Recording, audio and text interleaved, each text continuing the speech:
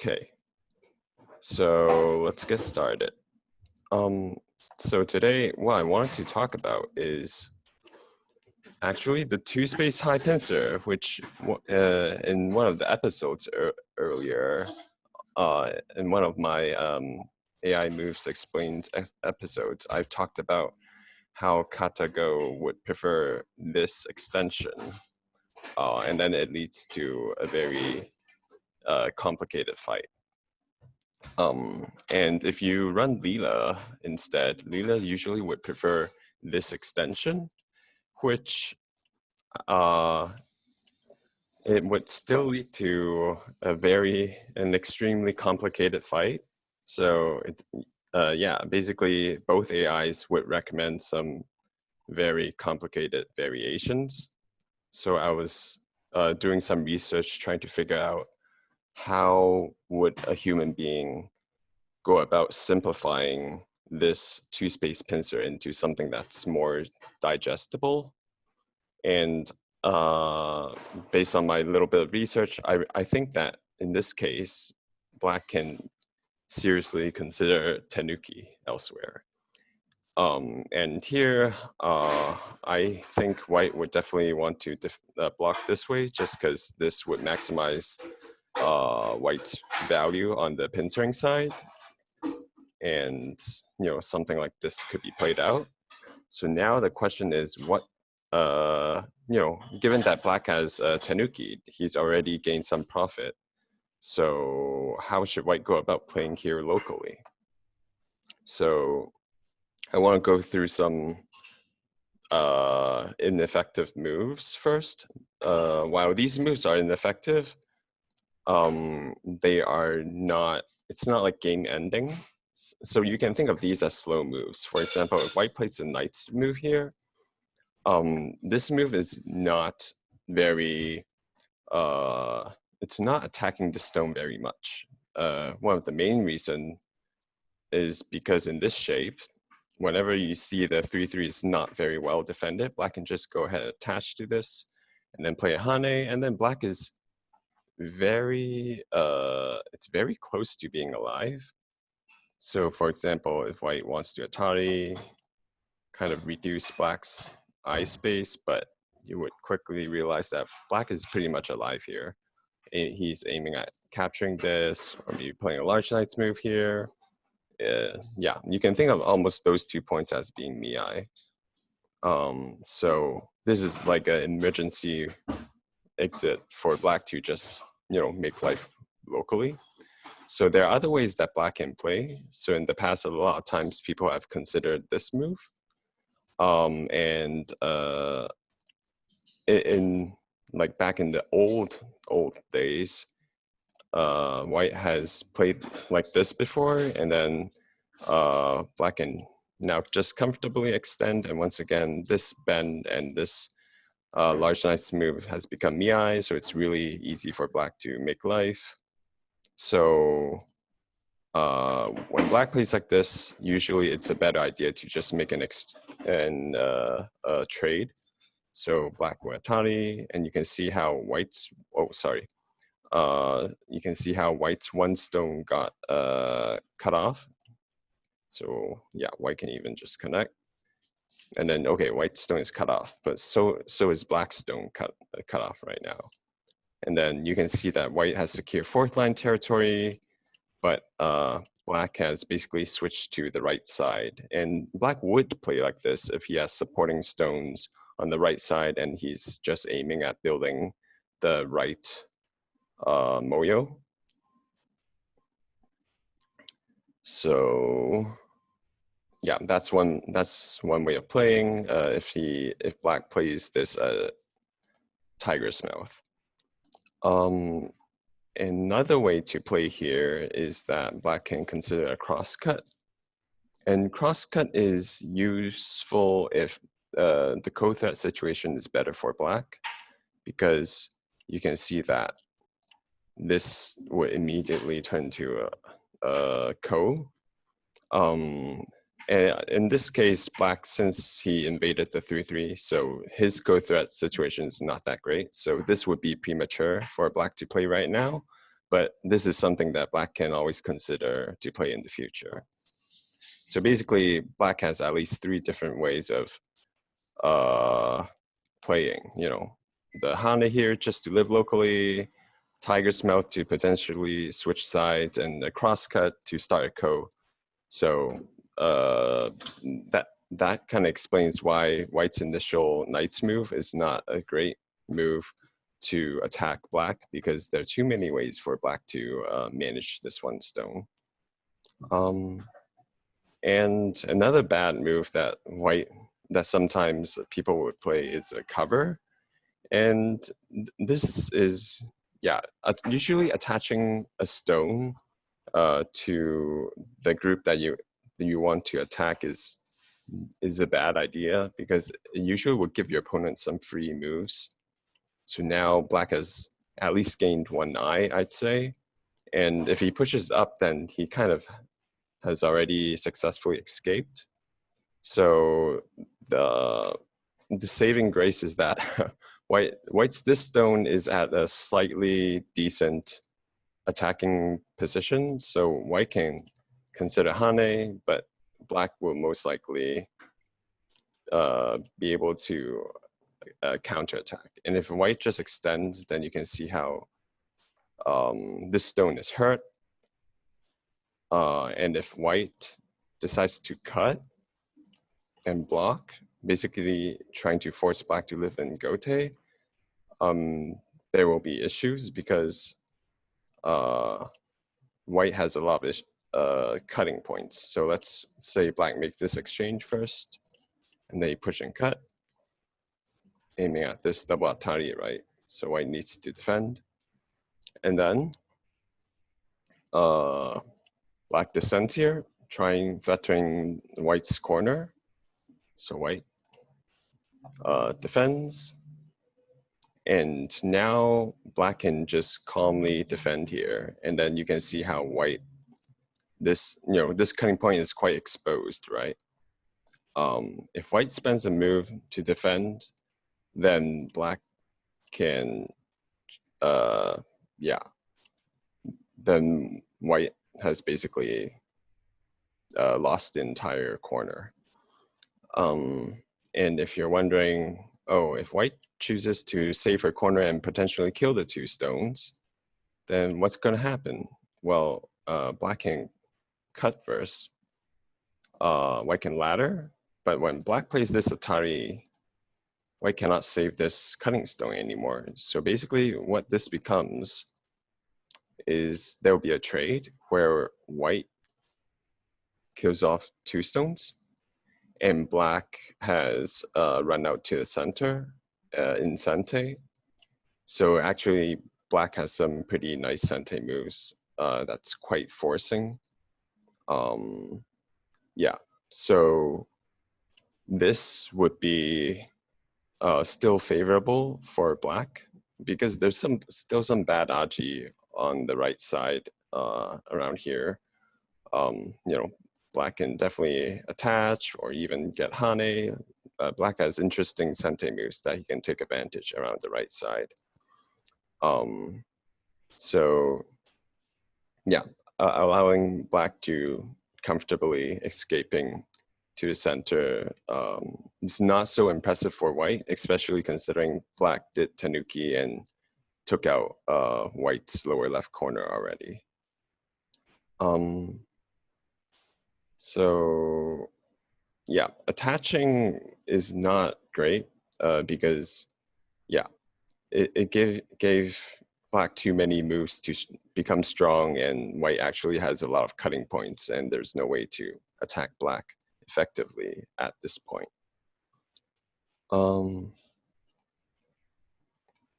So let's look at White's and approaching this from a different direction. Let's say White does not Hane on the 2 stones. White attack from this angle. So basically aiming at this peep. So here, black can actually consider defending the cutting point in Sente. And if this happens, so white now has to choose. If white wants to continue to attack, she would need to defend her second line stone. Otherwise, the moment when black captures, then black is 100% alive.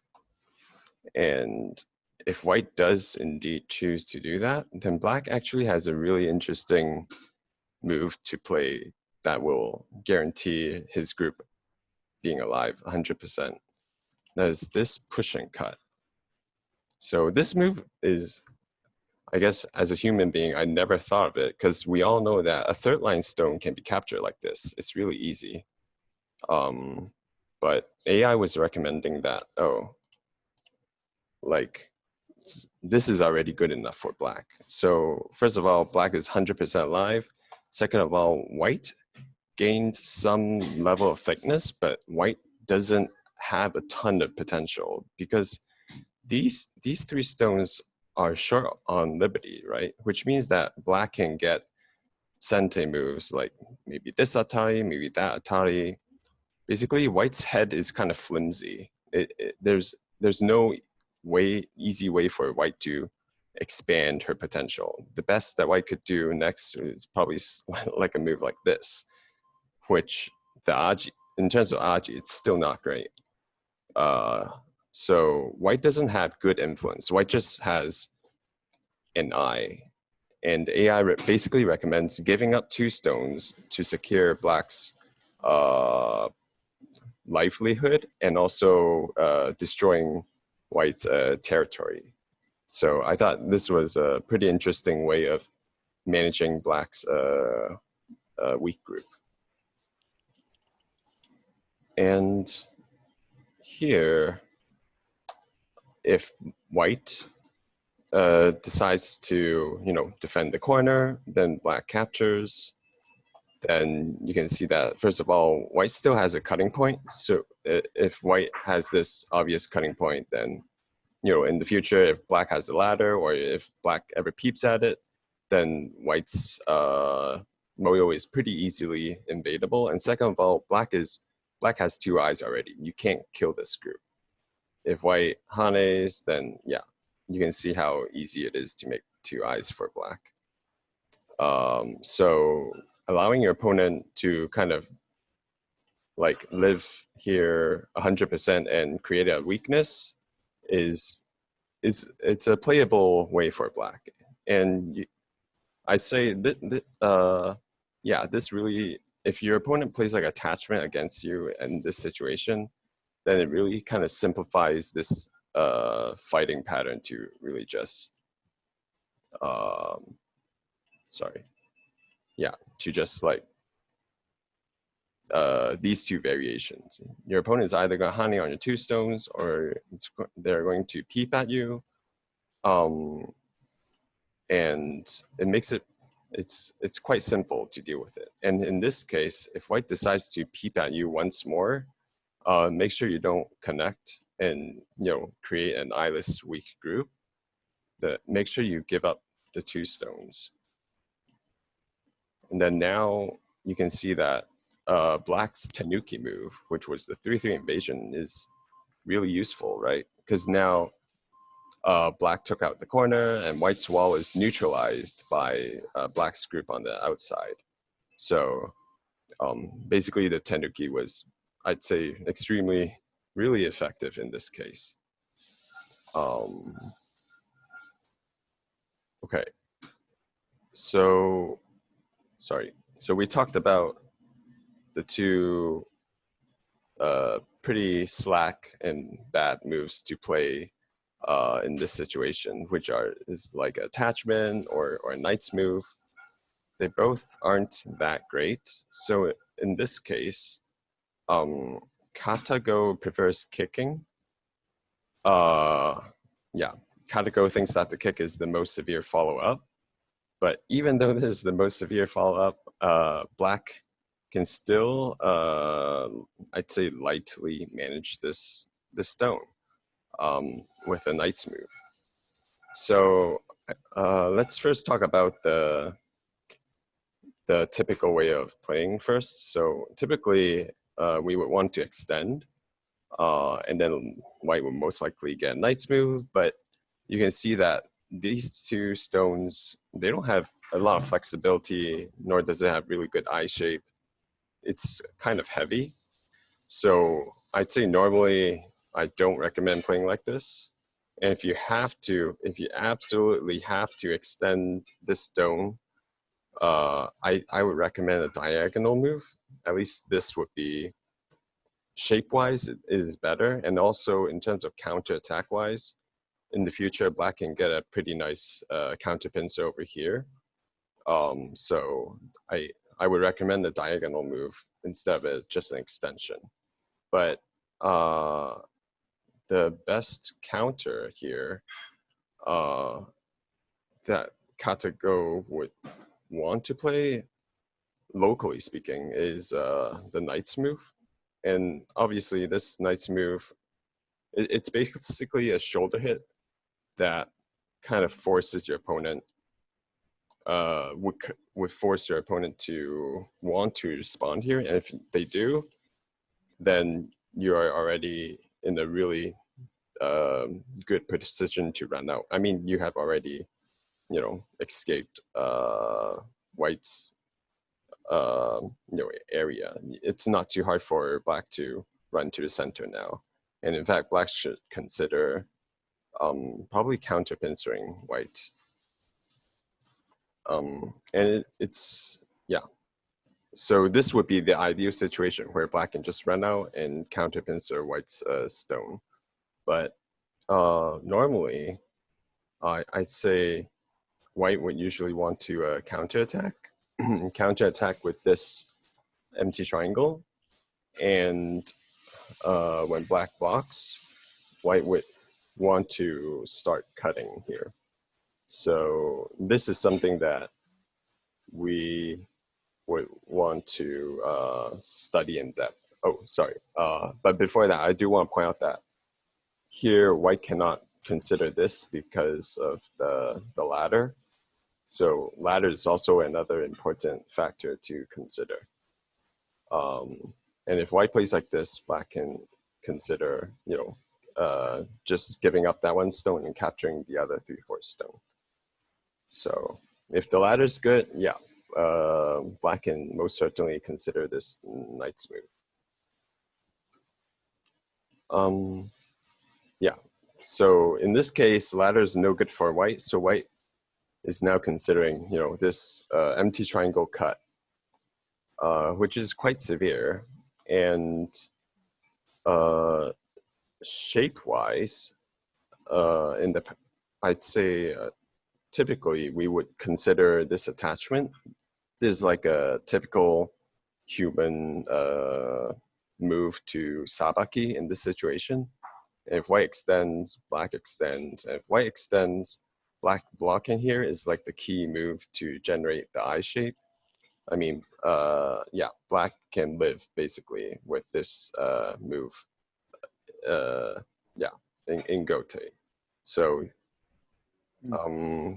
this is playable, but Katako has recommended this extension, which I thought was quite severe.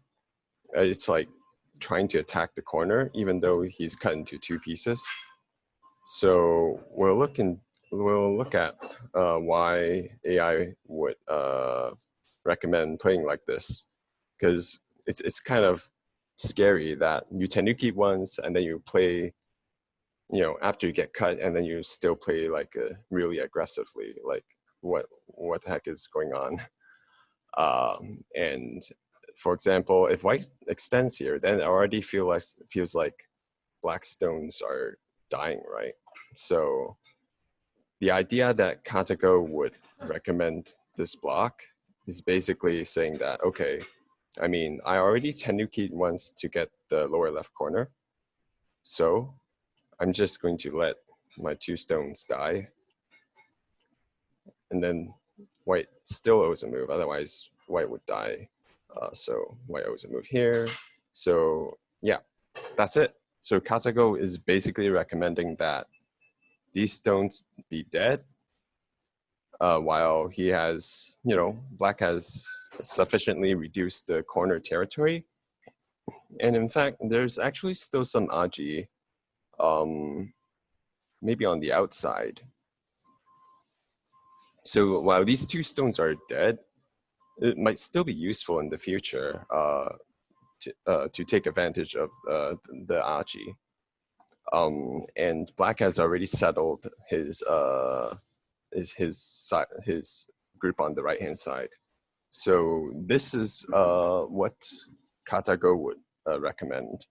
That is, give up the two stones because you already took sufficient corner territory when you tenuki'd, and just play a group that would settle your group. And you can see that in this whole board, white has spent so many stones on just one side, whereas black has stones at all four corners already. So black has made a base too. Yeah, I mean, black is, I'd say, pretty much alive. There's no easy way to attack black's right side group at all. So if we know that's the way to think about, the purpose of this block, then we should also understand what black should do when white extends this way. That is, once again, you just hane, invite white to extend.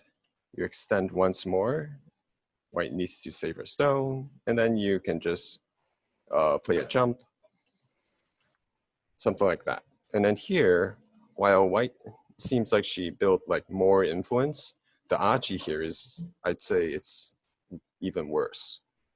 I'd say any sort of attachment here could be forcing a one space jump. Well, I guess something like this could be forcing. So it looks like white is getting a bigger moyo, but the aji is also worse off. So yeah.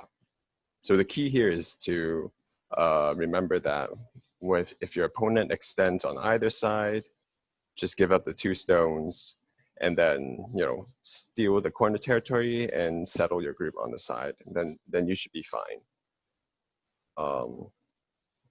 So let's look at, whoops, what happens if white defends the corner. So let's say white defends the corner this way. How should black go about playing? I mean, if black plays a hane again, then I'd say, I don't know. I would either play a tiger's mouth or an atari. I think atari would be the cleanest way to capture. Yeah. But anyway, what Katago recommended here was not playing around these two stones, but what Katago recommended in this situation was this unthinkable second line cut. So this second line cut is, yeah, it's really hard to think of this. So first of all, the condition of this cut has to do with ladder, because if white is lucky, this is a ladder, right? This ladder's going all the way here, but because of that stone, white cannot ladder the cutting stones. And therefore, because black has the ladder, and when black cuts here, it also kind of serves as a ladder breaker, as you can see. Yeah, because white cannot ladder black either way, therefore this cut works. And the usefulness of this cut will be shown very soon, because when black cuts here, white is basically forced to capture. There's no other move that white can think of, because otherwise black would just capture the second line stone.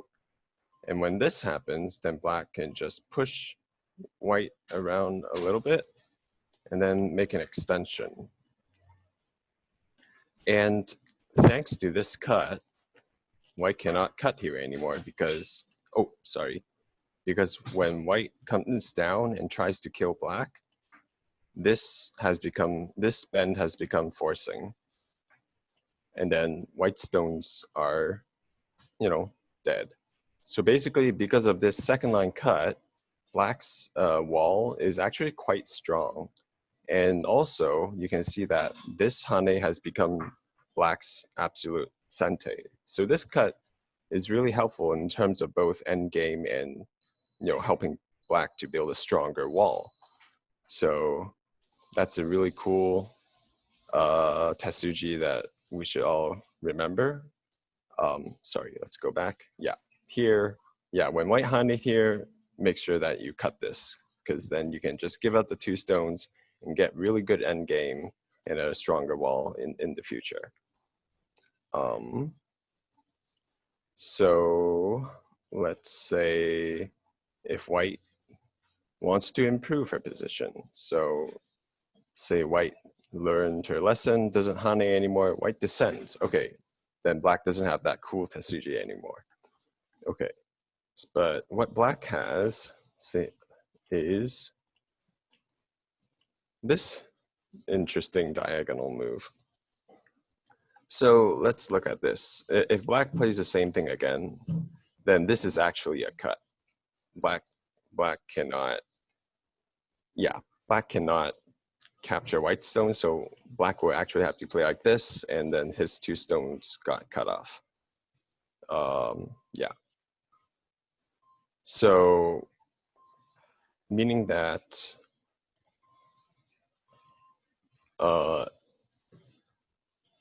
yeah, so if black extends, then his position would be worse off compared to the previous one. So what this move is saying is that, okay, if white cut me this time, I would consider a connection here. And black would actually would actually escape and start a fight with white. And actually, and if white, say white doesn't want to immediately start a fight, it doesn't mean that right now white is like safe and can play tenuki, because black actually is aiming at this attachment. Basically, this attachment would cut off white's pincering stone completely. So that would be quite painful and devastating to white. So, sorry. So when black plays here, it's kind of forcing because white has really bad aji. So a nice shape move would be this, for white to defend 2 stones. And now if black plays like this, then these 3 stones are not in the great shape to fight white at all. So white can play like this, and black would defend. Actually, yeah, black can then play an extension and defend, play extension for his wall. And this is still playable for both sides. And there's basically still some aji on this side that would help black with the invasion here. There's still some sort of attachment aji.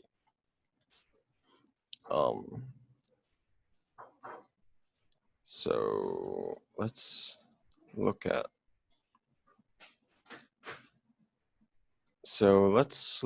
what happens if white defends the corner with Hane. So when white plays a Hane, first of all, it's forcing because it's kind of attacking these 2 black stones.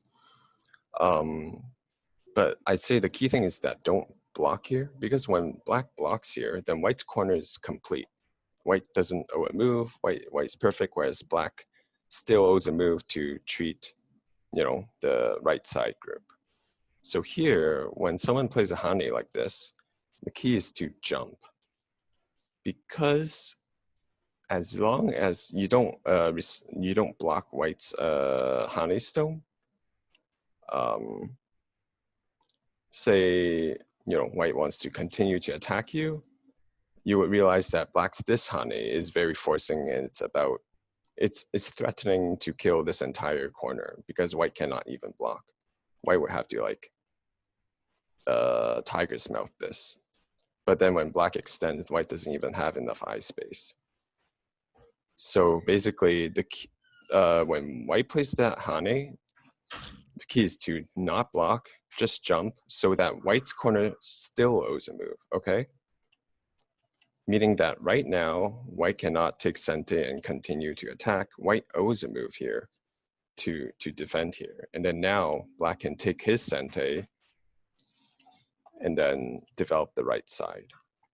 And even though these two stones look dead, it will still help with black can still take the advantage of these two stones, and it will help with some sort of invasion in the future around here. And here, black basically got free wall to develop his right side. You weren't supposed to call me because this should be good news. Okay. So, Did you lose your Zoom? Yeah, I can hear him. Hang on. let's see. Should be down here. Yeah. Okay. So when you call my phone, all my Apple devices. Okay, sorry, I just muted Kevin. Okay, so let's look at another variation where, say, white does not play the Hane, and because we know that when white played the Hane here, white still owed a move in the corner. So let's say white does not play that Hane, and white just directly plays the extension. So now white's corner is alive, doesn't owe a move, and black has two groups that he has to deal with.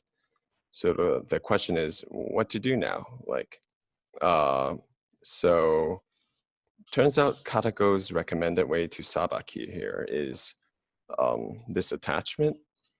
And when someone attaches you, the first thing that you want to do usually is to Hane. And then in this case, especially since white has a wall, you want to make your stones useful, and you want to maximize your potential at the lower side. You really want to play this Hane. But when you play this Hane, turns out the crosscut is a great way to manage this difficult situation for black. So let's look at a few things first. Say if white just extends the fourth line stone, then here black can actually play the tari and then extend all the way here, and then you'll realize that there is no easy way to save these two stones. Extending here is probably the best you could do. So I can tell you that if you extend once more, it actually will turn into quite a complicated fight. Yeah. So yeah, it will turn into a complicated fight, but at the end of the day,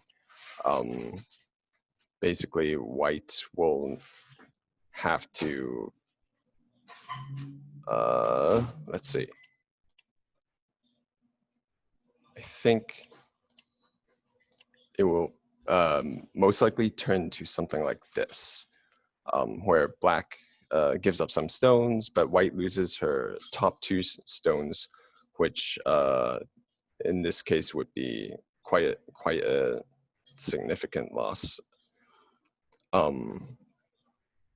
But anyway, in this case, Katago would recommend white to give up the two stones.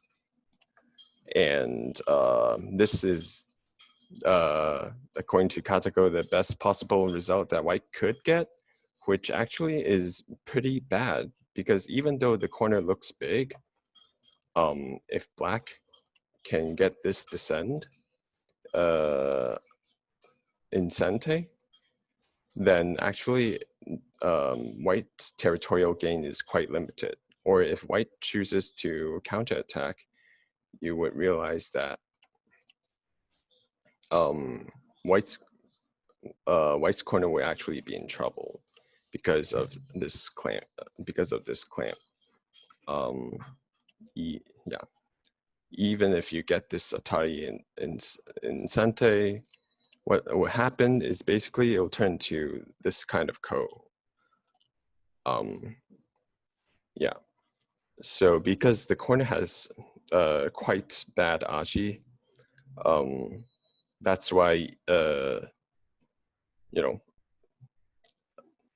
even though it looks big, it's actually not that valuable for white.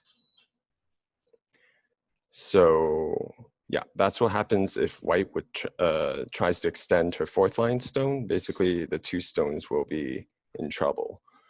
And if you're wondering what would happen if white extends the third line stone, then black can simply just Atari, extend, and whatever white does next, yeah, black can just ladder the cutting stone basically. And then that's already a good enough result for black. And so one of the most difficult variations would be, what if white takes the initiative and tries to kill all of the three black stones here? So it turns out in this case, white has an issue with ladder. That is, black can Atari this way, and then push right through the middle. And then say if white plays Atari trying to kill everything, then you can see the ladder here already, right? Yep, these four stones just got laddered. Or there's a different ladder. When black pushes through, black extends, then white saves the three stones, say like this. Then here's another ladder where black kills these two stones. So basically, the moment when black pushes through, there's no good move for white to play anymore, and therefore the strongest refutation here doesn't really work.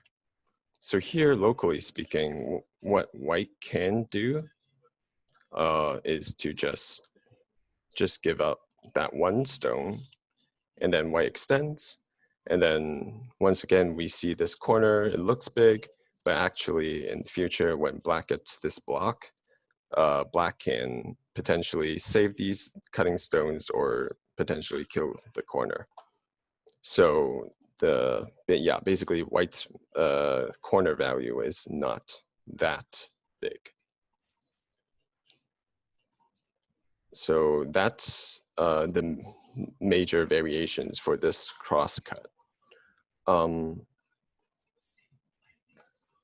So white can choose to play a hane on the other side, right? And in this case, we, yeah, still crosscut to manage this difficult pattern. I'd say this one's a little easier because it looks pretty obvious that it's not easy to save this one stone. So here, locally speaking, the shape move to make most of this third line stone of white is actually hane on the two stones. And here, black actually, sorry, wait a sec, hane on the two stones. Black can actually just give up the two stones here and extend. So if white chooses to capture two stones, it's okay. It's totally okay because black just built a wall here in Sente, and white stones are all limited to just the lower right corner. Yeah, so this is a good enough variation for black. And if white is wondering if she could bend out, then here we will have an issue where black can just connect, and it's aiming at laddering either these 3 stones or this 1 stone. So yeah, so that becomes Miai. And if we're looking at other ways where white tries to save her 3rd line stone, for example, like a descend, then something similar happens. In this case, black, instead of extending, he can play the empty triangle. And then when white bends, black still bends. And then once again, he's aiming at the laddering of these 2 groups. And if white plays probably the most aggressive one is the Atari and then push down. So these are quite aggressive moves, but black can still just calmly just Atari and then extend. And then here, black can just play this Atari directly, and white won't be able to escape, because when black extends, it's absolute sente, and then it's just a really simple ladder. So yeah, basically whatever white does to try to save her 3rd line stone, it's not going so well for her. So let's look at how white can play by giving up this 1 stone. So if white plays Atari and white plays Atari again, here make sure black does not connect, because if you do, your shape is like really bad. And you also give white a really nice wall. Yeah, this is really bad for black, I'd say. Yeah. So when your opponent plays Atari here, the key is to play this Atari as well. And you're not afraid of this kind of trade, because this is just great for black. And if white extends the cutting stone, then it's very painful for white, because white is all broken and has too many cutting points. If white defends, black can choose to just extend, white extends, and then black just go ahead and make some eye shape. And then here, white has cutting points over here, and black already has at least 1 eye.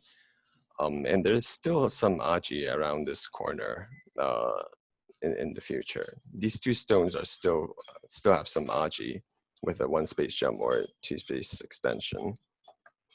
So yeah, this is not a very playable result for white.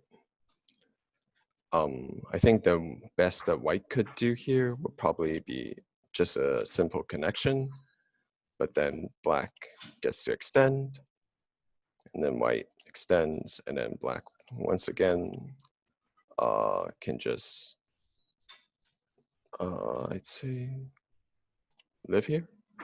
I think this, yeah, black's eye shape is already quite sufficient, whereas white still has cutting points and a peep in the future, and there's still some aji on the right side. So yeah, this is still a pretty successful way for black to manage this group.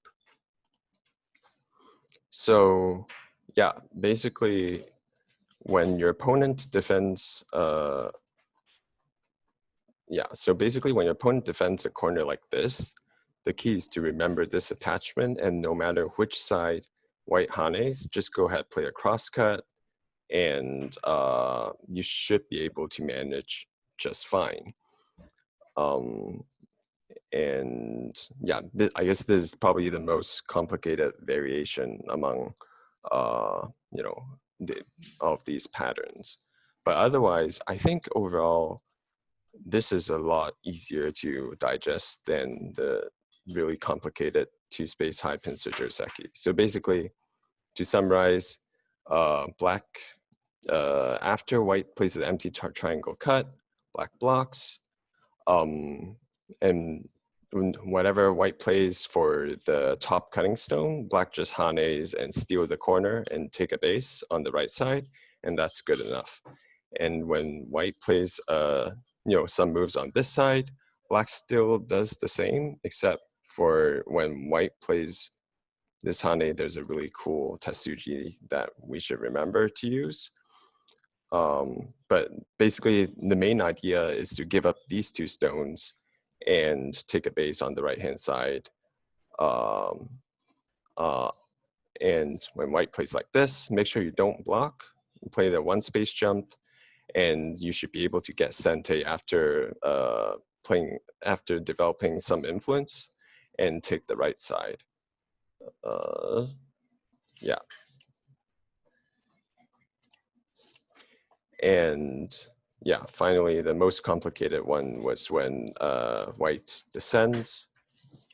Yeah, black needs to play this attachment, and the key is to just cross-cut.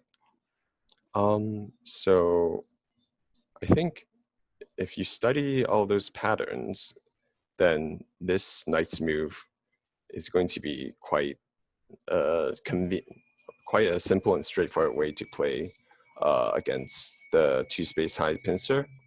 And I think it simplifies things quite a bit. So that's why I'm recommending this to you guys. So that's all I have.